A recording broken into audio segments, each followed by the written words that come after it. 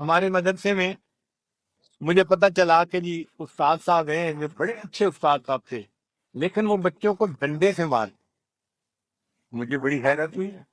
خیر میں گیا مدرسے میں، تھوڑی دیر بیٹھا، بات چیت کی، پھر میں نے وہ ڈنڈا اٹھوا دیا۔ اچھا استاد صاحب نے جب دیکھا کہ جی ڈنڈا اٹھوا لیا، تو اب انہوں نے ایک پائپ رکھ لیا، وہ جو ربر کا پائپ ہوتا ہے نا پانی کا، وہ رکھ لیا۔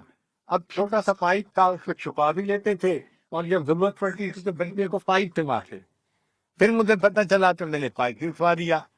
اب انہوں نے ان کو تھپڑ کے مارنا شروع کر دیا۔ پھر میں گیا، پھر میں نے جا کے ان کو کہا کہ آپ بچے کو مارا نہ کریں، پیار سے سمجھایا کریں، ہمارے ادارے کا دستور ہے مار نہیں پیار، پیار سے بچے کو پڑھائیں۔ تو قاری صاحب مجھے کہنے لگے حضرت پہلے تو ایک آنکھیں دکھاتے تھے، بچے ڈر جاتے تھے، پھر تھپڑ لگا دیتے تھے تو مان لیتے تھے، پھر پائپ سے مارتے تھے تو مان لیتے تھے، اب تو ڈنڈے سے بھی مارتے ہیں تو نہیں مانتے۔ میں نے کہا قاری صاحب اب اگر غلطی آئے تو پھر اس کو گولی مارنا ہے۔ اب قاری صاحب حیران ہو کے میری طرف دیکھنے لگے۔ میں نے کہا قاری صاحب آپ حافظ ہیں، آپ عالم، آپ بڑے جو ہے قاری ہیں اور استاد ہیں، ابھی میں آپ سے قرآن مجید کے امتحان لیتا ہوں انہی بچوں کے سامنے، اگر آپ کی غلطی نکل آئی تو پھر کیا کریں؟ آپ کو بھی مارے سب کے سامنے۔